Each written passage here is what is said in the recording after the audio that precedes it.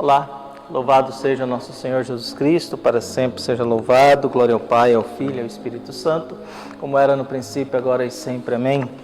Queridos irmãos e irmãs, paroquianos da nossa paróquia Nossa Senhora da Abadia, Lagoa da Confusão, dia 1º de julho de 2022, nessa sexta-feira, 13ª semana do Tempo Comum, Diocese de Cristalândia.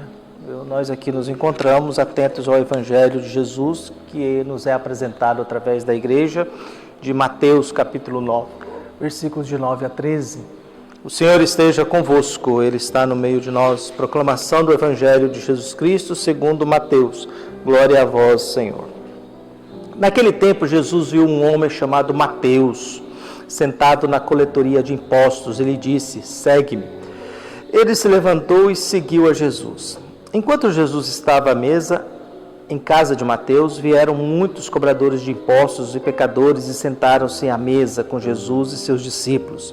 Alguns fariseus viram isso e perguntaram aos discípulos: por que vosso mestre come com os cobradores de impostos e pecadores? Jesus ouviu e perguntou a pergunta e respondeu: aqueles que têm saúde não precisam de médicos, mas sim os doentes. Aprendei, pois, o que significa: quero misericórdia e não sacrifício. De fato, eu não vim para chamar os justos, mas os pecadores. Palavra da salvação. Glória a vós, Senhor. O que eu quero é misericórdia e não sacrifício. Eu não vim para salvar os justos, porque os justos não precisam de salvação, porque já estão salvos. Eu vim para salvar aqueles que estão perdendo a vida. Eu vim para salvar aqueles que não têm mais esperança. Eu vim para salvar aqueles que estão aí jogados no mundo. Eu moro numa cidade que possivelmente há muita gente que nunca foi numa igreja, nunca teve acesso a um padre ou a um pastor, ou pessoas que possivelmente nunca rezou. Nós acompanhamos aqui na nossa paróquia 12 famílias. É um projeto em construção, que nós, no lugar de ficar aí ganhando cesta, doando cesta, e nesse vai e volta, e isso não altera a vida de ninguém, nós estabelecemos e procuramos 12 famílias na sua fragilidade econômica, de situação, e nós estamos acompanhando-as naquilo que a gente consegue fazer.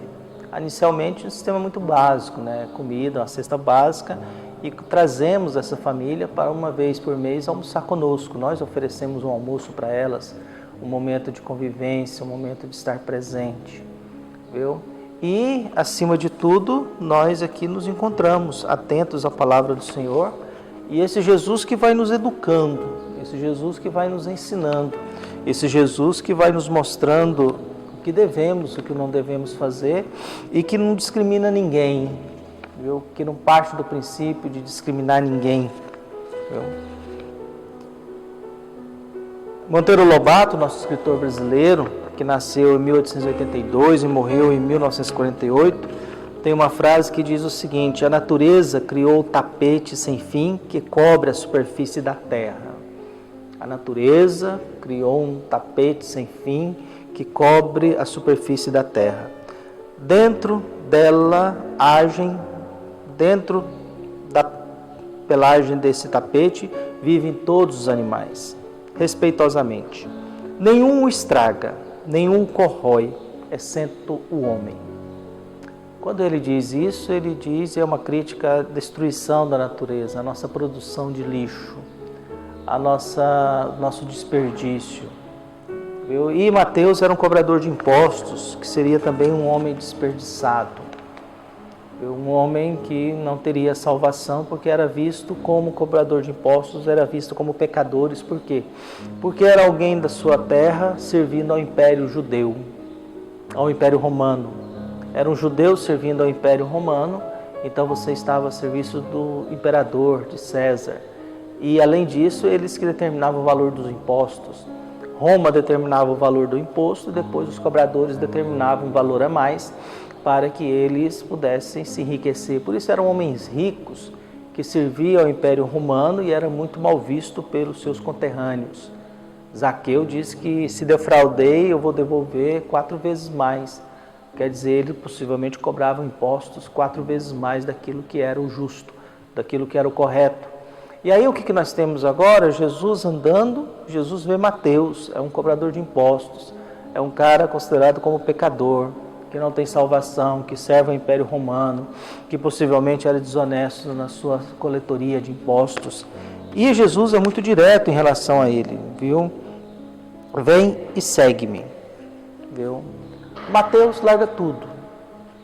Esse largar tudo significa que ele largou de cobrar impostos, largou de servir ao Império Romano, largou possivelmente de aumentar os impostos e resolveu seguir Jesus. Na segunda cena, Jesus está em comunhão na casa dele.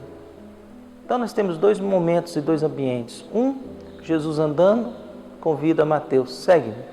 Mateus larga o Império Romano, larga a sua profissão, larga possivelmente a sua riqueza e vai com Jesus. No segundo momento, a cena inverte. Jesus está no ambiente de Mateus. Jesus vai à casa de Mateus, estabelece um momento de refeição e muitos cobradores de impostos e pecadores vão lá fazer parte daquela refeição.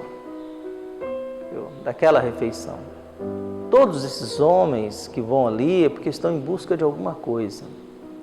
Tem consciência do seu pecado, tem consciência do preconceito, do julgamento que o mundo faz a respeito deles, mas estão vendo em Jesus alguma coisa. Surge novamente a figura dos fariseus. Olha, mas seu mestre está dando atenção para cobradores de impostos e pecadores? Que história é essa?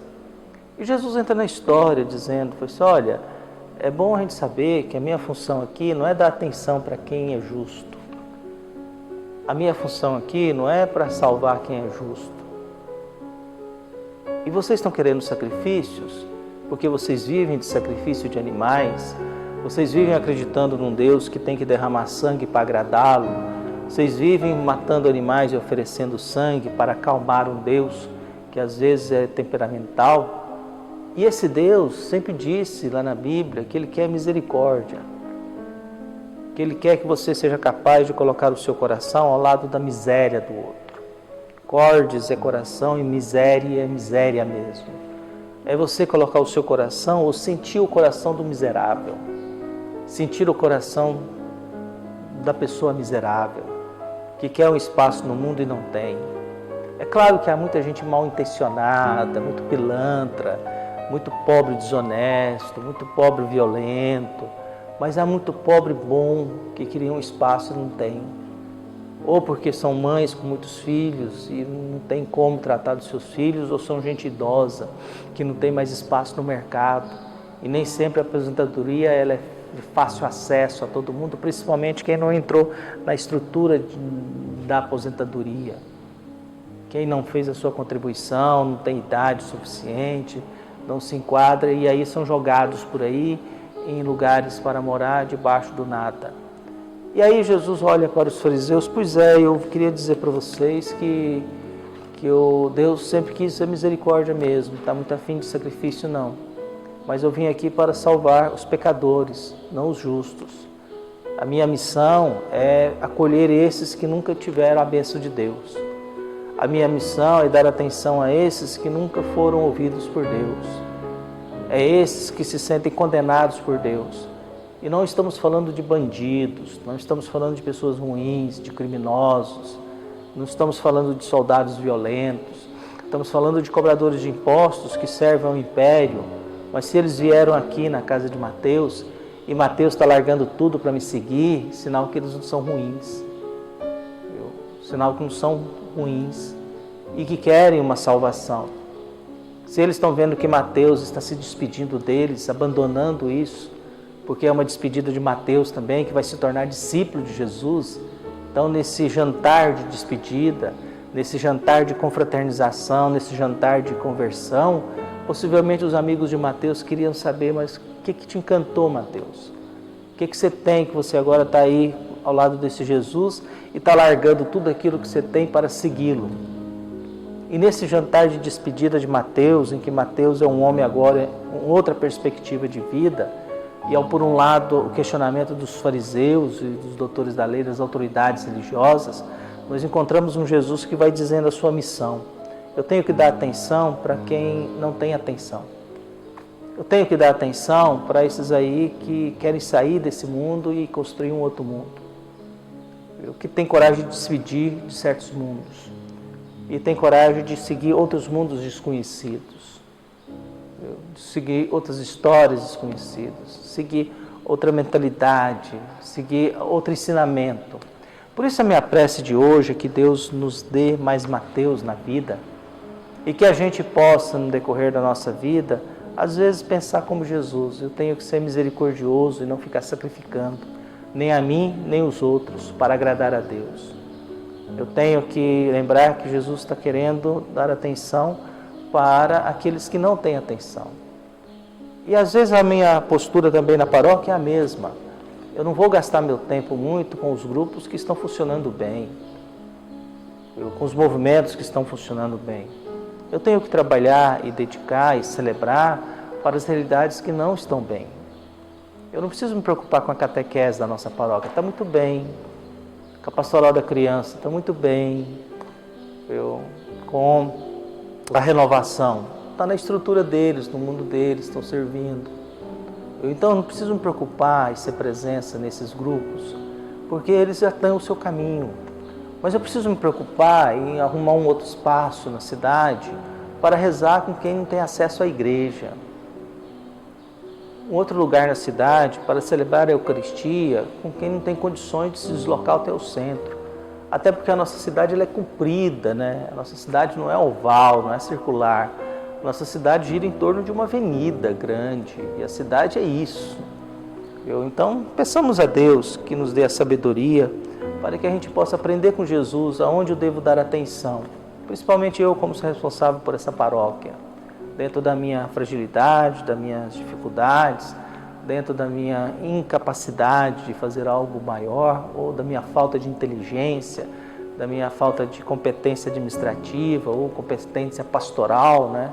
Eu não sou um grande pastoralista, nunca fui e também nunca sei dizer o que seria um grande pastoralista, né? Eu sempre tenho minhas dificuldades a respeito disso, mas o que eu posso oferecer para este mundo aqui é reflexão. É aquilo que eu aprendi da Sagrada Escritura e aquilo que a vida me ensinou. É isso que eu posso oferecer. É claro que a gente desagrada quando a gente tem que interferir em certas estruturas ideológicas ou de posse e de poder dentro dessa paróquia aqui. Mas o mais importante disso é que a gente possa partilhar o que a gente sabe. Que a gente possa, no decorrer da vida, guardar sempre no coração. Os justos e os bons, a gente não precisa se preocupar com eles. A gente tem que se preocupar em dar atenção àqueles que são abandonados, esquecidos, largados, ou aqueles que não têm oportunidade de rezar um Pai Nosso ou nem sabem rezar um Pai Nosso. Um abraço e até mais.